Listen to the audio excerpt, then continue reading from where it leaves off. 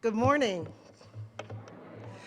Welcome to Northwest Unitarian Universalist. I am Vanessa Washington, and I will be your service associate this morning. I have a long announcement about guidelines. Please note that the NWUU gathering guidelines are reviewed and as deemed necessary by the Safety Committee and are updated as needed based on their awareness of the latest science and guidance from public health authorities. After careful consideration, balancing individual risk, providing a communal Sunday morning worship experience, and current practices at other UU congregations, the Safety Committee has updated the NWUU gathering guidelines effective today, Sunday, January 8th. Face masks are optional when at the low or medium community risk for large gatherings such as Sunday services, memorial services, weddings, etc. At the high community risk level, all participants will be required to be masked indoors. At medium risk level and below, there are no restrictions on singing. At high risk level, there will be no indoor singing, only recorded music will be used. According to the COVID Act Now website, the Detroit Metro region is in the medium community risk level category. Therefore, we will have communal singing this morning. And masks are optional at this time. Today's sermon will be delivered by the Reverend Fred Wooden, our quarter-time consulting minister. We welcome him back in the pulpit with us. If you are a visitor online and would like Northwest to stay in touch with you, please fill out the visitor form in the chat box. If you're with us in person, you can fill out a visitor form in the atrium or talk to anyone you see. Please greet your neighbors with a wave from wherever you are, whether you're here with us online or in person.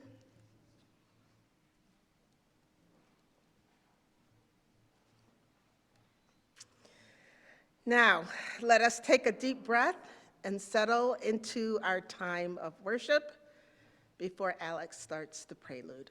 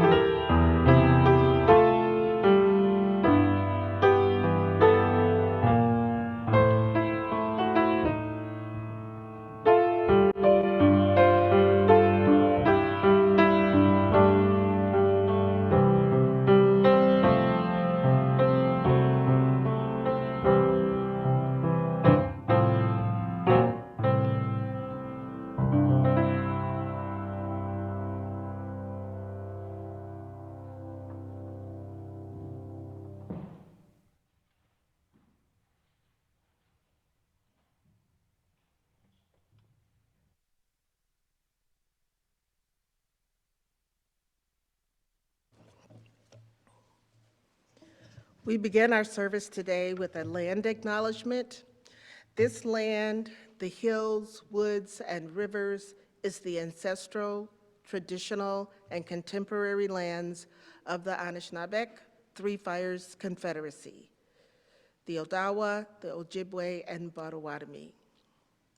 The Northwest UU congregation acknowledges the injustice of the theft of this land and the continuing presence, despite attempts at the annihilation of indigenous people of this place. And we pledge ourselves to justice and repair, both with the land and its people.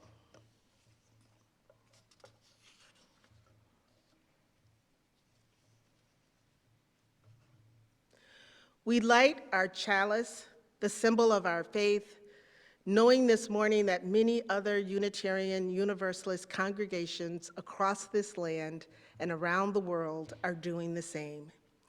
We light our chalice with words by Soren Bird. I opened my laptop waiting for our service to start, seeking connection to the interdependent World Wide Web of which we all are a part. The love from the congregation holds us tight, received through a series of circuits, lights, and megabytes. Our congregation and love from across the nation beamed into my living room. Power, hope, faith, and belonging, all delivered via Zoom. At home, I miss the steam from the coffee, the hands on my shoulder, the excuse me, may I get by, and the fussy babies that cry. Yet still, when the chalice is lit, the light turns on in our souls. There's nothing else like shared meditation for bringing us to the whole.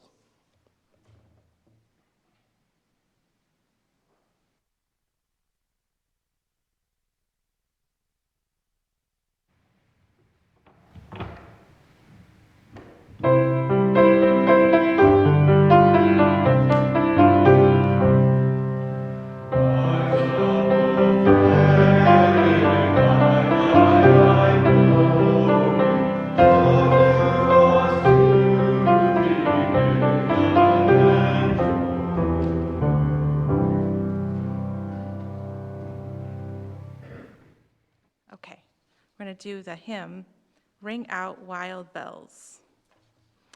Hymn 58, you may rise and sing.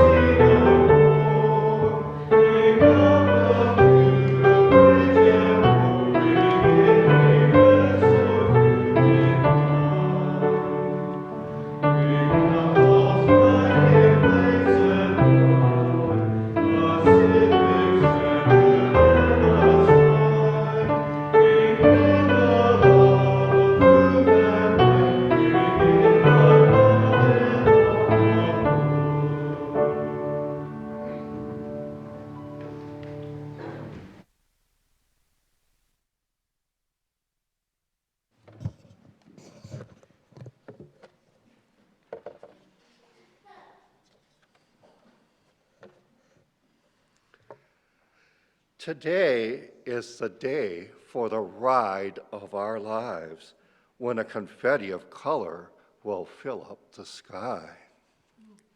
Plenty of pink, a bounty of blue, and orange, green, and yellow too. We all play a part, both me and you, as we build our very own hot air balloons. We'll gather supplies and make them our own and prepare to take flight into the great unknown. It doesn't take long to see that we all work so very differently. Some of us work alone, and some of us work side by side.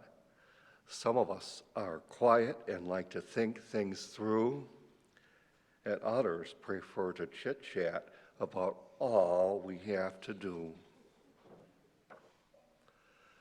Some of us think through every possibility before we jump in, and some of us know what we like before we even begin. Sometimes we're scientific and rely on our smarts. Sometimes we're creative and lean into the arts. Some of us are resourceful. We like to work with whatever's on hand. And some of us are extravagant. We like to go big whenever we can. Some of us are teachers and share what we know. But all of us are learners. Together is how we grow. So by now you can probably see how we all work so very differently. We've done our very best, and now it's time to fly. See how beautiful it can be when our differences share the sky. We may not look or work or think the same, but we all have an important part to play. All of us can be kind, compassionate, and gracious. All of us can be helpful, considerate, and courageous. So remember who you are. This is your life to live. Don't ever hold back. You have so much to give. You're one of a kind, and it's so clear to see the world needs who you were made to be. Now our children and their teachers will leave the service, and they will play some, we will actually go and have some snack and do some drawing for our canvas. So we're going to work on some stuff for the postcard and poster today. Jojo, do you want to carry the flame today? No? Annika, how about you? You want to? Okay.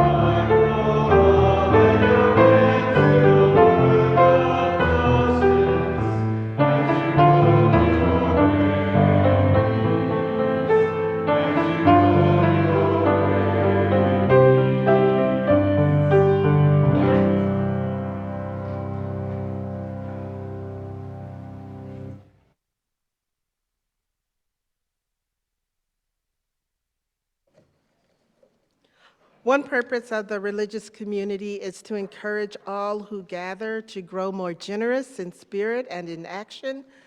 This is the great end of all the world's faith traditions. to bring the human being closer to the divine by acts of creation and compassion. We now take an offering that allows us to exercise that all-important generosity of spirit, an offering that will mutually support this self-supporting congregation and the shared plate recipient. Every other month throughout the year, Northwest shares 50% of the plate collections with the Southfield Emergency Needs Fund. Their goal is to help residents overcome personal hurdles to achieve a satisfying and productive quality of life. Human Services is a division of the Southfield Community Relations. If you would like to donate, you can do so in a variety of ways that are now visible on your screen. For those here in person, the basket is already collected and coming back. Okay.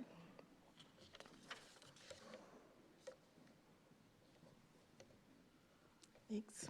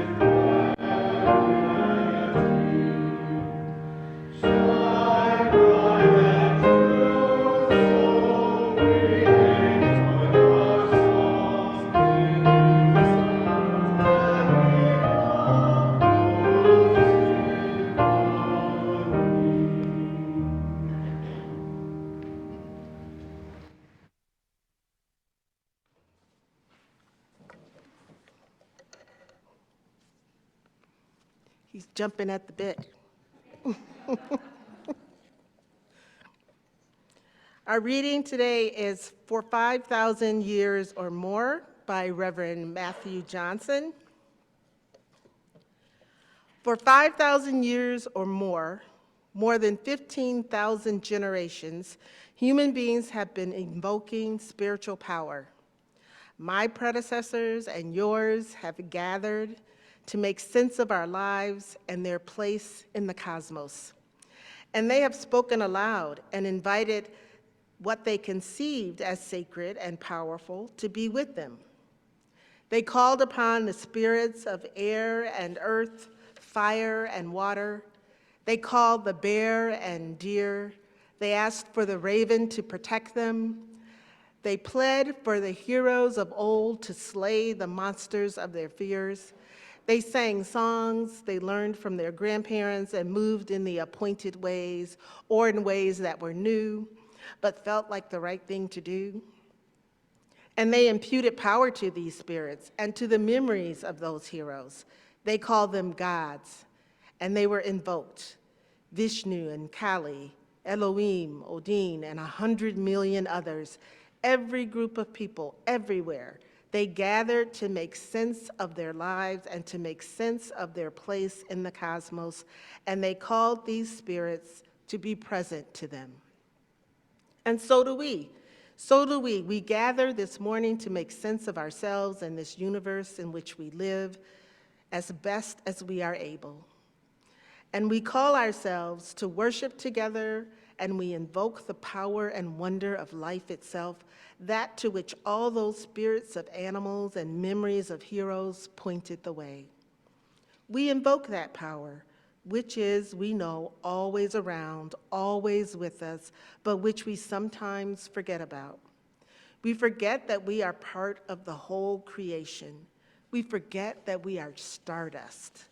We forget that we are capable of miracles, first among them, that we can love.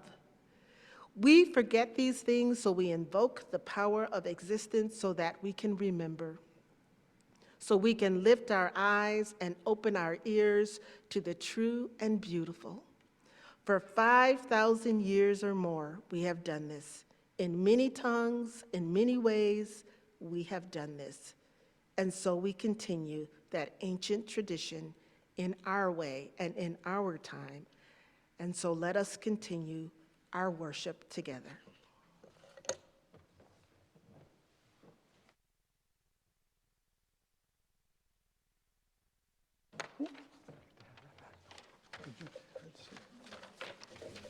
A lot of stuff here. Lots of papers I have to get through first. Oh, you left me your stuff and took mine. You took. Trade-ya! There you go.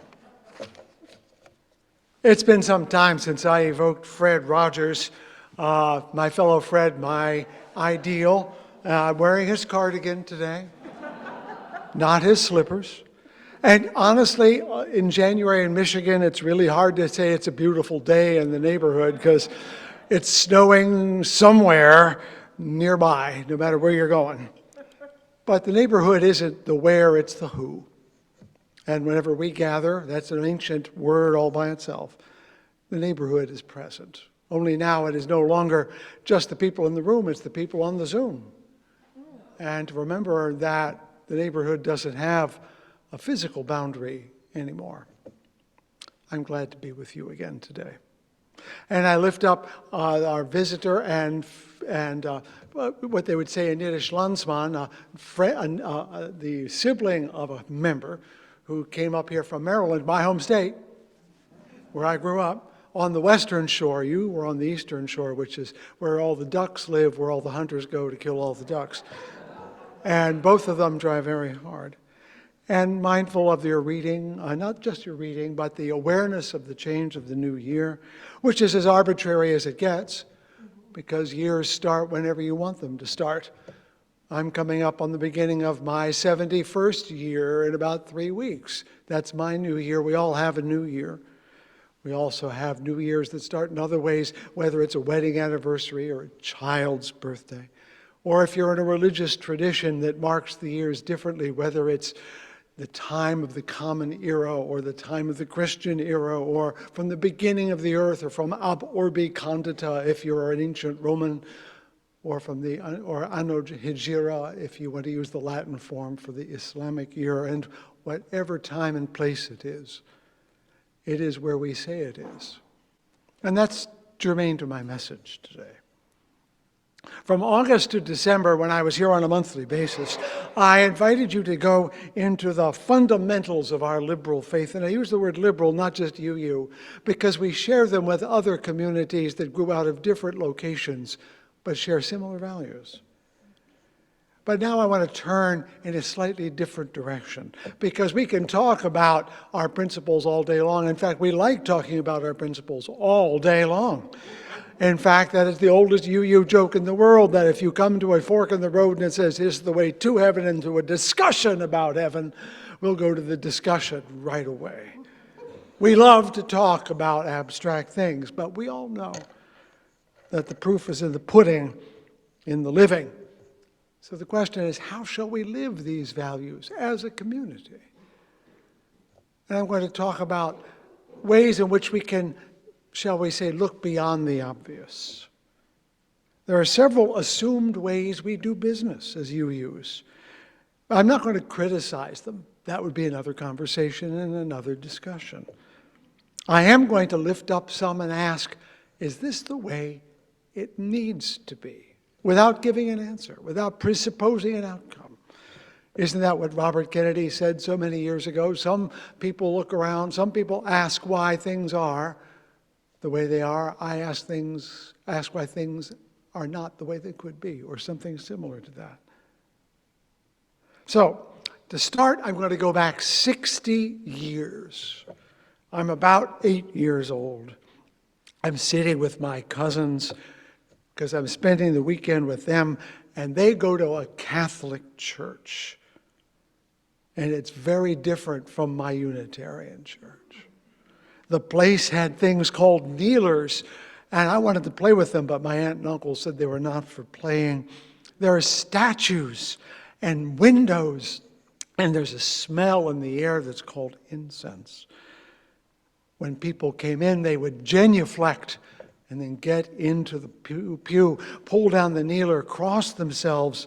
They'd get out a necklace-like thing and hold it in their hands. The man up front didn't wear a black robe, but a rather colorful cape. And in the middle of the service, everybody got up and went down in front. Not everyone, I should point out. My aunt stayed with me and said it was something called communion, which sounded awfully important and terribly mysterious. My Unitarian church was nothing like that. In fact, if you're 8 years old, there's nothing more dull than a Unitarian church service. All it is sitting down and watching someone up front talk. And in those days, no screens, no audiovisual aids. Occasionally, we'd stand up and sing songs that were deadly dull and really slow. That way of worship. And worship is one of those basic spiritual practices I noticed in the fall. That way of worship is deeply rooted in our past. My doctoral thesis, now most of 50 years ago, was on how that came to be.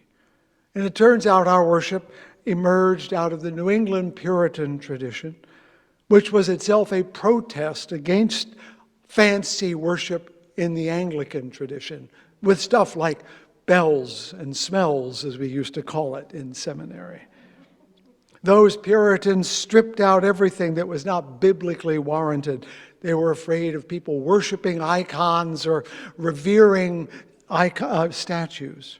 And with good reason. That was going on. So there is no incense, no genuflecting, no kneeling, no stained glass, no sharing of communion, at least not in that fashion. Certainly no rosaries, and never a kneeler. One stood for prayer. And in a Puritan meeting house, when you stood for prayer, you're going to be there for some time. All they had left, in fact, was reading from the Bible, usually a very long passage, even longer than you're reading today. Psalm singing, done a cappella, and you could be sure rather badly. Long prayers and even longer sermons. So you think they would do less, their services would be shorter? Puritan worship went on for 2 hours. Then there would be a break for lunch, and they would do it again on Sunday. And on Thursday, they'd have another one just to make sure you didn't fall into hell's grasp along the way. And in their meeting houses, those beautiful white meeting houses you see postcards of everywhere, no light, no heat.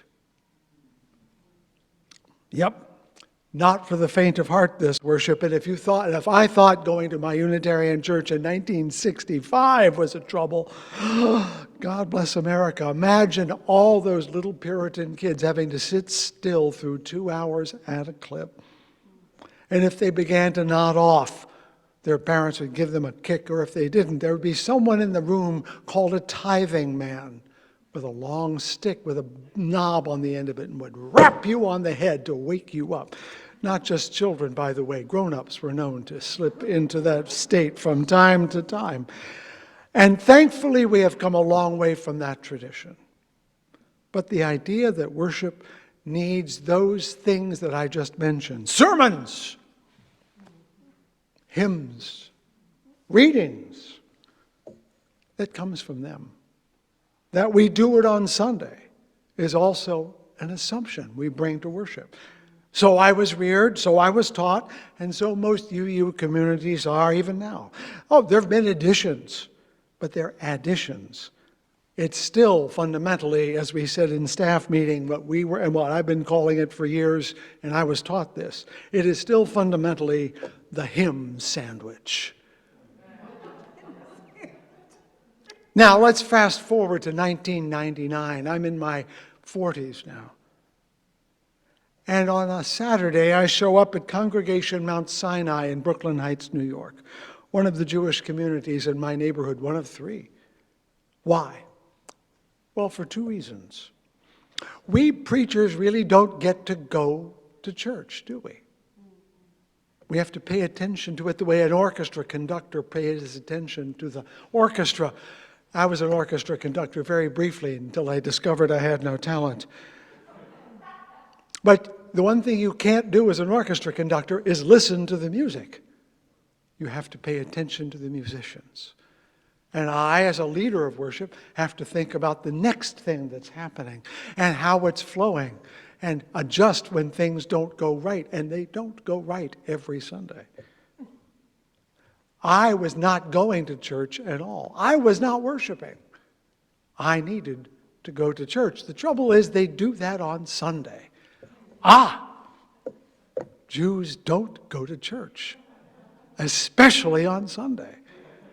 My friend, the Rabbi Joe Potasnik, said, when I asked him if I could come to worship, he said, please, love to have you. So I showed up. That was the one reason, the first reason. I needed to worship as a worshiper. And they do it on Fridays and Saturdays. My good luck. The other reason was much more personal. My father had died just a few weeks before. And one thing we don't do well in our tradition is honor the dead. Once they're gone, we kick them out. We're all about life, not death. But in Jewish worship, the last prayer is something called Mourner's Kaddish. It's not a prayer about the dead. It's said by those in mourning. And it is understood that worship cannot end until that last prayer is said, and it is said by those in mourning. And so we are always reminded every Saturday of those who are grieving, and that they too are part of our lives. And I was able to take part, to stand and share in that prayer. And it felt as a way that I could honor my father's memory in public. But I kept going. I kept going. And I discovered why. Because this was a different way of being present in worship. For example, in a conservative synagogue, which, by the way, doesn't mean theologically conservative, it means liturgically conservative. In a conservative synagogue, most of the service is in Hebrew. I knew very little. Everyone wore a head covering. I brought mine with me. You think it's called a yarmulke. That's Yiddish. In Hebrew, it's called a kippah. And practicing Jews would wear a prayer shawl, a tallis. When we prayed, we would bow from time to time. And during the time of the Amida prayer, the long prayer, when we get to the phrase that says, holy, holy, holy, we would stand on tiptoe, pretending to be angels. The Torah scroll would come out of the ark and would be carried around the room, and as it went by, you would touch your prayer book to the scrolls and kiss it back. I loved all these gestures that were so general and at the same time common knowledge. And then when we went to put the Torah scrolls back, they would hold it up so you could see some of the writing and appreciate that this writing was in Hebrew. And I found myself entranced by a way of worship that was so different from my own. Over the years, I've gone to way more than synagogues. I've been to mega churches with their mega services. I've gone to little storefront churches where I was perhaps one of 15 people. I've attended Mormon worship. I have Mormon ancestors, by the way. They're owed at least that. I've been to Eastern Orthodox services where most of the liturgy takes place behind a screen and you can barely see it. I have attended 5 synagogues, 3 masjids, which is the correct word, not mosque. I've meditated in the very home of Japanese Zen. I've honored the ancestors in Shinto worship. I've taken part in arati. Arati is a form of devotion in Hinduism in Grand Rapids and also in Varanasi. I've also attended Ojibwe powwows. I know from worship. And I know it takes as many forms as there are languages on the planet. So I'm asking you now, as a thought experiment, is this the way it has to be? I don't have an answer here. But if you think we have to light a chalice, we weren't doing that until 1985. I didn't grow up with that thing. If you are saying, well, we have to have joys and sorrows, we didn't start that until after 1990. There's a whole lot of UUism before that. Sermons, we must have a sermon. I hope not. Sanctuaries, we love our sanctuaries. But now half of our people are watching us from afar. What about ministers? Do we need these professionals to do it?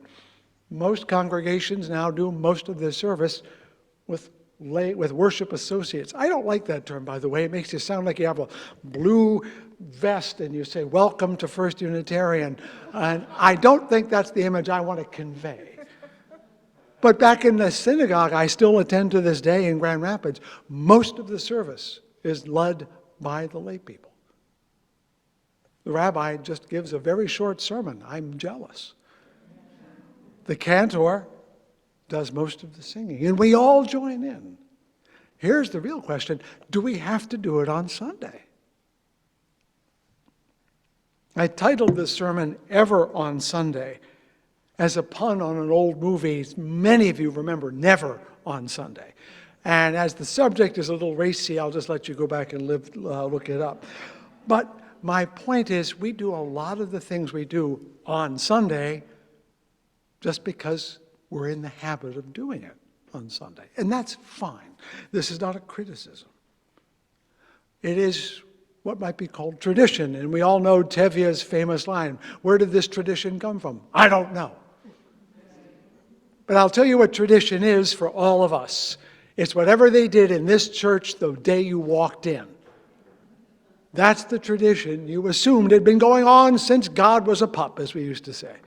They might have just changed that Sunday, but as far as you're concerned, that's the way it always was. And it's really hard to change those things because we like familiarity. We like the rhythm and the pattern. Every time I go to synagogue, we pray the same prayers. And powerfully, that becomes more and more important. Why? Because one of the two key elements of worship and experience is that you are not doing it from the very beginning. As the reading pointed out, we've been worshiping since before people counted years. And there's something powerful in doing something that was given to you by the past, your own ancestors, personal or religious. When I speak the words of the Amida prayer, I know they were written in the 1st century of the Common Era. And so there's a connection that's available to me at that moment. When Christians say the so-called Lord's Prayer, they know that they're repeating words that have been in people's mouths for 2,000 years. We could say the same thing about the sutras. We could say the same thing about the chapters of the Quran, the same thing about the Rig Veda. All of those things come back to life when we evoke them with our own presence. And that connection between the past and the present is one of the things that gives worship its great power and steadiness. The scholar Yaroslav Pelikan, whose name I'm sure you're very familiar with, said at one point, traditionalism is the dead faith of the living, meaning people who just do things out of habit. Tradition is the living faith of the dead. When we worship, we seek to be inside the living faith of the dead, to be connected to our ancestors, because guess what? We're all going to be one. And we want to feel connected to the thread of time, to the tide of change, the one that allows us this brief moment of being, but knowing that eternity will be spent mostly not being. And so when we connect in worship to each other, we also wish to connect to those who went before. even as we imagine those coming after. It is that moment that someone has described of where the intimate meets the ultimate. And that's bigger than us. That's bigger than us. So as dull as that Unitarian church was for me as a kid, for some of those people, that pattern was powerfully meaningful. They could stand or sit in that room and look around and see themselves as children, see their parents, even their grandparents.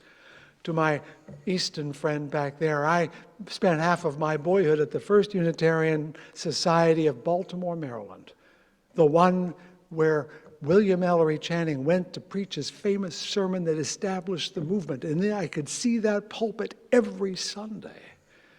And what's more, that was my father's church, my grandmother's church, and my great-grandmother's church. It was dull. It was mine. It was my place. The baptismal font was the one where my grandmother and my great-aunt were baptized. That's hard, difficult for us. We are so mobile now. And most of us do not find UUism as children, but as adults. So you have to plug into a tradition that you're not connected to by birth. I think something we can do as a movement that would open our capacities for worship in the future is appreciate that we're not the only ones struggling with the intimate and the ultimate, that we relish being together. That's the intimate. We need that taste of the ultimate, which are the ancestors. Every faith deals with this. And if we look at other faith communities, we can see some of the ways they have done that and say, maybe we can learn something from them. For example, I told you about how Jews, when they pray, use their bodies. UUs, when we pray, sit still and do nothing for as brief a period as possible. We forget our bodies are instruments of the Spirit. Now, I admit, not everyone can stand and move. But if the only thing we ever do is stand up to sing and sit down, we're not using our bodies as spiritual objects in ways that we could. In my local masjid, if you've ever watched Muslim worship, they stand literally shoulder to shoulder. You have to touch. And they follow patterns that are worldwide the same, including holding out their hands, holding up their hands, bowing at the waist, kneeling, prostrating. Any Muslim can go into any masjid and know exactly what to do.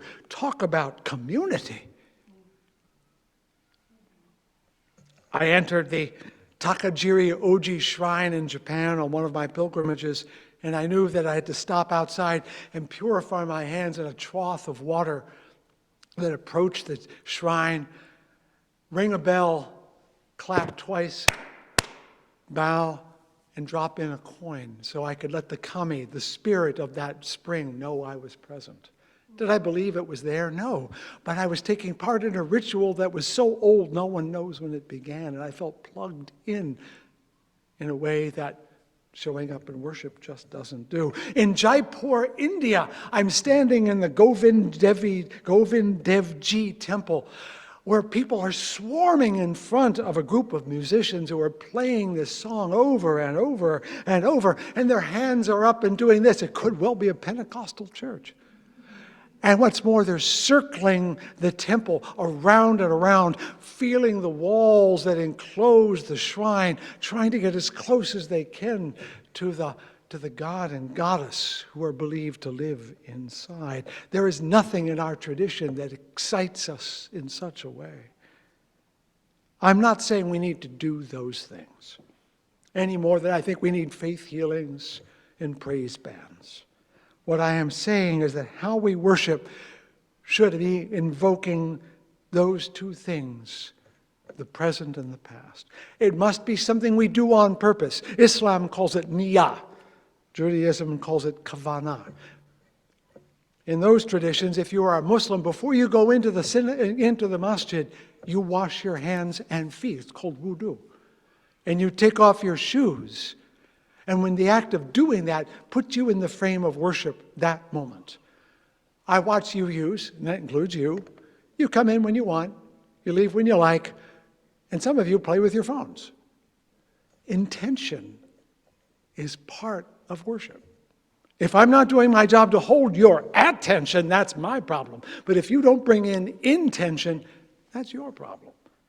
We have to ask, what could we do to make us intend to worship? Should we, in fact, put up little cubby holes outside and say, remove your shoes, please, which is what Muslims, Hindus, and Buddhists do.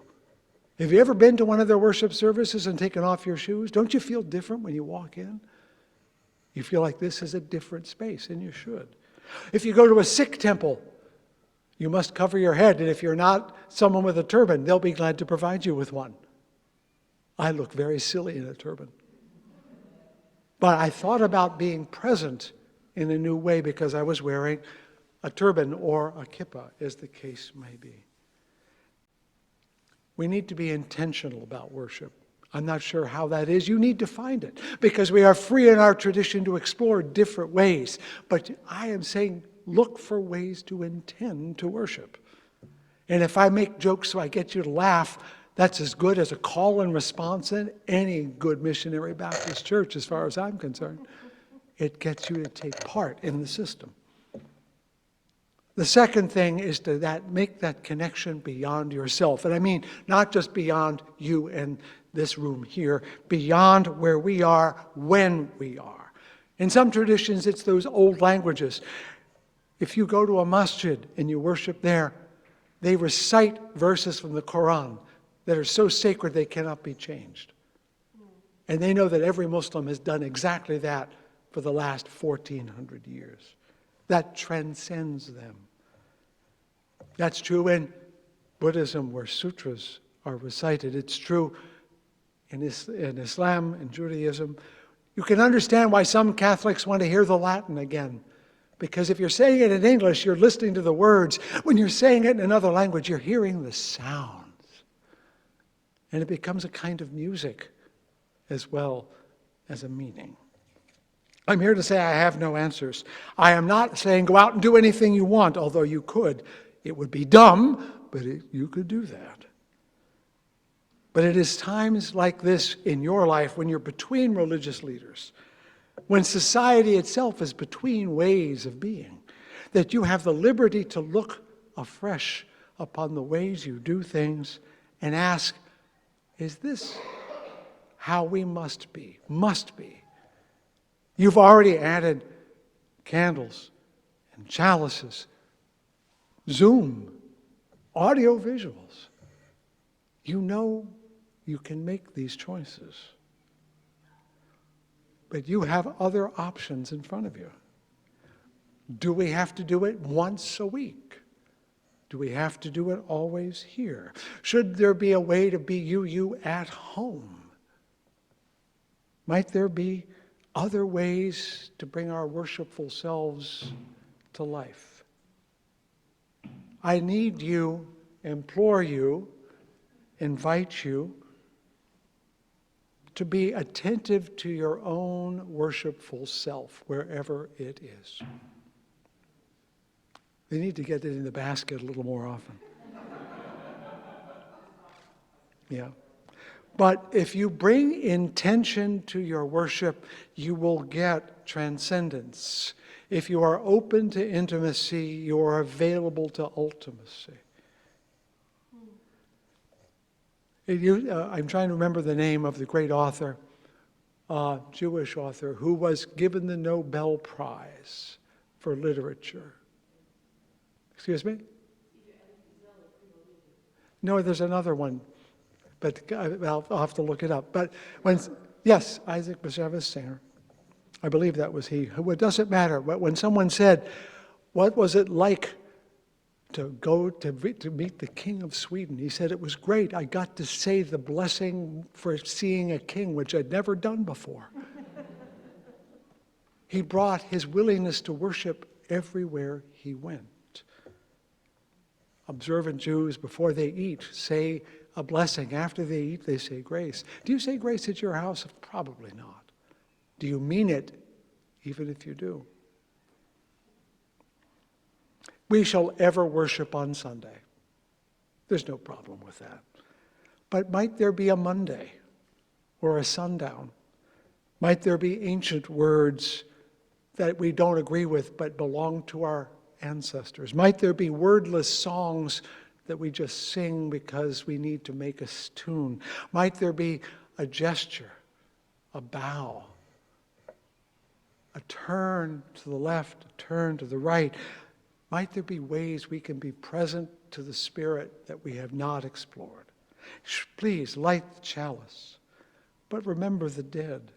Use your bodies as well as your minds. Listen for your ancestors of this congregation, of this movement, and your own, whatever they are. Because if you're you today, your Catholic, Methodist, Jewish, and pagan ancestor still has a place in your spiritual life. Cherish the words they said, even if you don't agree with them. Hear them as well as yourself. Remind yourself that the living tradition is not just a phrase, it is a reality. And it's alive in you, and it's alive in them to the extent that you keep it alive. And when you do, the worshipful Spirit will be there and available to you always, as the reading pointed out. Worship is not confined to this time, to this pulpit, or to my mouth. It has to come from you. I wish you to feel free to worship every day, all day. The word worship, you know, means to shape worth, like scoop it out.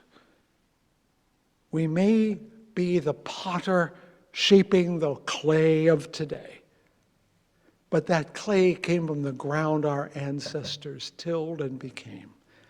It is in the play of the clay and the potter, in the making and in the struggle to find the making, that worship takes place. I invite you to shape it with all reverence and delight, and to learn that worship is to shape yourselves, not only for today, but for your descendants, who will scoop you up out of the soil of memory and fashion a faith for tomorrow. With that, I think it's Vanessa's turn. Hymn number 350.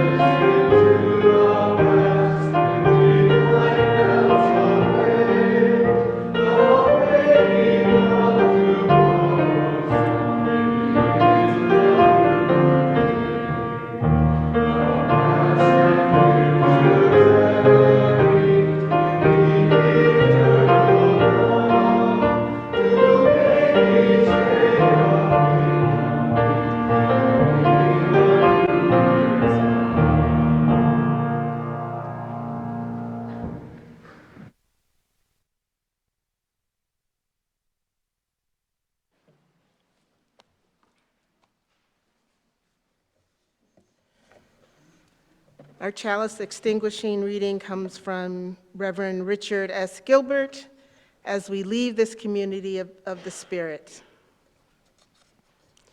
By extinguishing this flame, we pause as individuals and as a collective community to remember to regularly return to gratitude and joy, reminded that the work we do should be spiritually fulfilling. As we leave this community of spirit, may we remember the difficult lesson that each day offers more things than we can do. May we do what needs to be done, postpone what does not, and be at peace with what we can be and do. Therefore, may we learn to separate that which matters most and that which matters least of all.